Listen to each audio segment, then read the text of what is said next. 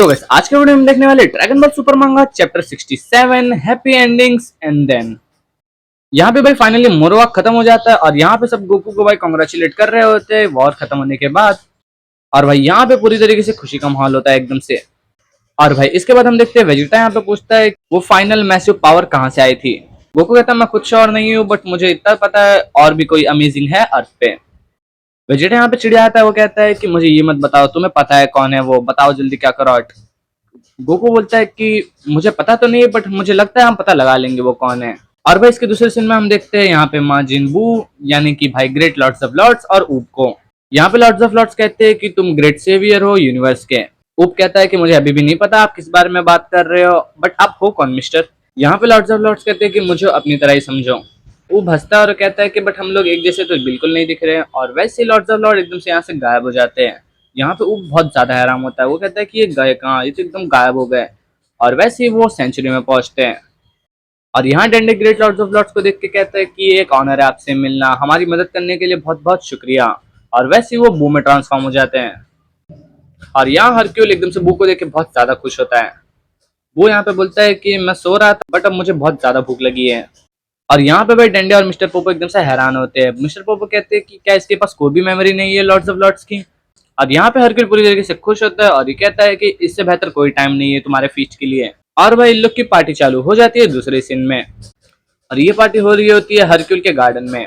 और भाई यहाँ पे सभी लोग दबा के खा रहे होते हैं। और भाई वैसे ही यहाँ से एस्का चले जाता है अपने प्लेनेट पे।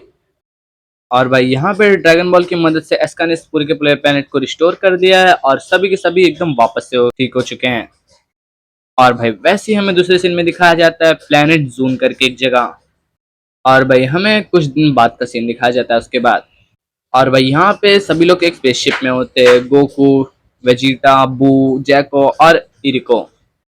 यहाँ पे गोकू कहता है कि ये सैलरी क्या चीज है, क्या हमें खाना मिलेगा वहां जाके। जैको कहता है कि मैंने कहा सेरेमनी, वो लोग हमें ऑनर कर रहे हैं विथ मेडल्स क्योंकि हमने मोरो को हराया है। गोकू कहता है कि ये सब मेरे लिए सूट नहीं करता। जैको बोलता है कि पागल, इससे बड़ा कोई ऑनर नहीं होता, medals like mark of true elite. Goku कहता है कि तो तुम्हारे पास कितने हैं जैको। जैको कहता है कि ये मेरा पहला मेडल होगा। और भाई वैसे ये लोग वहां पे पहुंच जाते हैं और इनका स्वागत एक भोपो से होता है, वाह। और भाई यहाँ पे ये नंगा ऑक्टोपस इन सभी को मेडल पहनाता है। और वो कहता है कि गोकू थैंक यू मोरो को हराने के लिए। और भाई गोकू उसका कोई और ही हाथ पकड़ के उसे नो प्रॉब्लम कह रहा रहता है। भाई तुम समझ सकते हो ये कौन सा हाथ है इसका। और भाई इनके साथ थोड़ा सा वही ट्रिब्यूट दिया जाता है इनका नाम लेके, सन गोकू, वेजिटा फोर्थ, माजिन बू और जैको का भाई बहुत लंबा नाम होता है, इसे मैं नहीं पढ़ने वाला। और भाई गोकू भी कहता है तुम्हारा नाम इतना लंबा क्यों है। और भाई ये गैलेक्टिक पेट्रोल का मेंबर कहता है फाइनली अब आएगा मीरस। और भाई इसका भी नाम बहुत बड़ा है, मैं भी ये भी नहीं लेने वाला। और भाई गोकू ये नाम सुन के एकदम से हैरान होता है। और वैसे ही यहाँ पे होती है मीरस की एंट्री। ये सभी लोग इसे देख के बहुत ज्यादा हैरान होते हैं। गोकू एकदम से खुश होता है, मीरस क्या ये तुम ही हो। मीरस कहता है गोकू वेजिटा मुझे खुशी हुई तुम्हें देखकर। वेजिटा कहता है कि तुम अभी तक जिंदा कैसे हो और तुम यहाँ एग्जिस्ट कैसे कर रहे हो।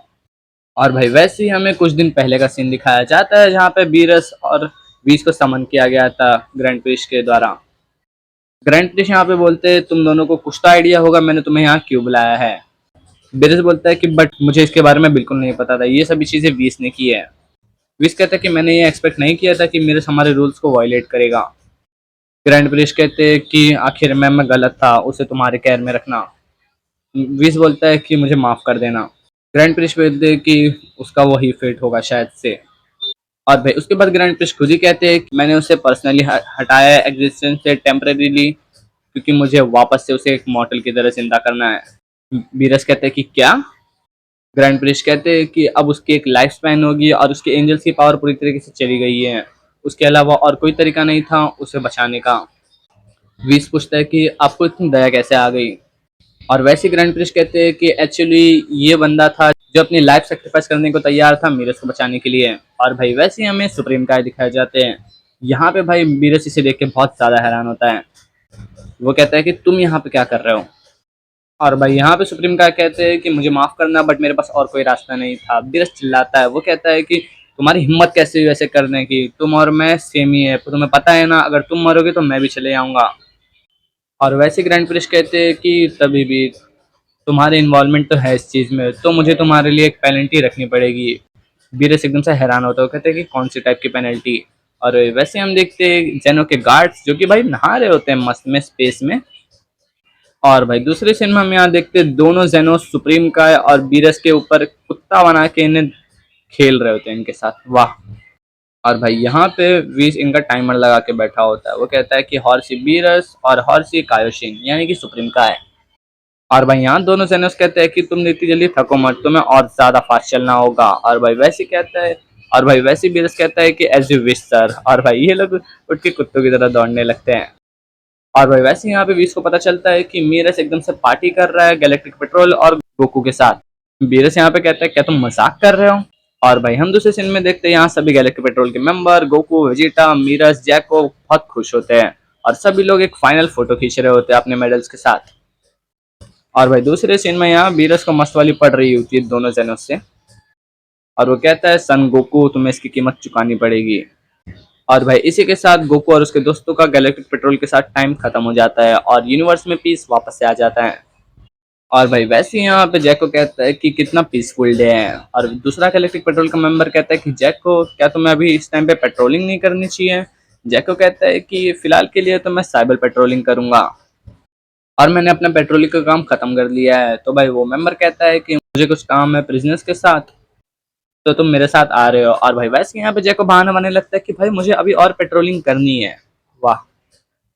और भाई हम दूसरे सीन में देखते हैं गैलेक्टिक प्रिजन में जैको और वो बंदा दूसरा गैलेक्टिक पेट्रोल का, वो सभी प्रिजनर्स से मिलने जा रहे होते हैं, पता नहीं क्यों।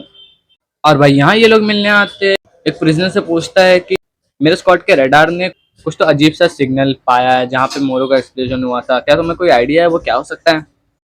और भाई यहाँ पे प्रिजनर कहता है कि मैं तुम्हें नहीं बता सकता क्योंकि मुझे खुद नहीं पता। बट भाई ऊपर वाले प्रिजनर से पूछता है क्या तुम्हें पता है कि ये क्या चीज़ हो सकती है। वो कहता है कि मुझे भी नहीं पता। और भाई उसके बाद गैलेक्टिक पेट्रोल का मेंबर कहता है कि हाँ ये कुछ और चीज़ हो सकती है, उसके फटने की वजह से बहुत सारी चीज़ें हुई हैं। बट भाई इसके बाद ये प्रिजनर कहता है कि इस चीज़ के बारे में भूल जाओ बट मुझे खाना अच्छे से खिलाओ, यहाँ पे मुझे खाना बहुत कम मिलता है, मुझे दूसरे रोटेशन में डाल दो। और भाई इनके जाते जाते एक प्रिजनर कहता है कि हे गैलेक्टिक पेट्रोल गाइस तुम ये मत भूल जाना कि तुमने हमारे लोगों को मारा है। और भाई यहाँ पे यूनबा अलग चिल्ला रहा होता है, वो कहता है मुझे बाहर निकालो, मैं खाऊंगा जब तक मैं भर ना जाऊँ पूरी तरीके से। और उसके बाद ये दूसरा मेंबर कहता है कि वो मोरो था जिसने तुम्हारे लोगों को मारा, तुम एग्जाम गलत लोगों पे लगा रहे हो। और जैको कहता है कि मोरो ने 7-3 को भी खा लिया है। और भाई यहाँ पे प्रेसिडेंट कहता है कि मैंने कहा कि तुमने उसे जान से मारा है और तुम उस चीज़ को मार ही नहीं सकते जो कि जिंदा भी ना हो, क्योंकि भाई 7-3 एक रोबोट था, कोई क्रिएचर नहीं था जिसमें जान हो। और भाई दूसरा गैलेक्टिक पेट्रोल मेंबर कहता है कि तो इसका मतलब डिस्ट्रॉय कर दिया होगा, मुझे इसमें कोई डिफरेंस नहीं दिख रहा। और भाई उसके बाद हमें वापस से कोई दूसरा प्लेनेट दिखाया जाता है, ये शायद से जोन प्लेनेट ही है और इसकी गहराई में कुछ तो गिर रहा होता है। और यहाँ पे ये प्रिजनर कहता है कि 7-3 बस एक एम्प्टी थिंग थी, जब हमने उसे चुराया पहले वो एकदम से एम्प्टी था बट हमने उसके अंदर डेटा भरा और वो एक पावर हाउस बन गया।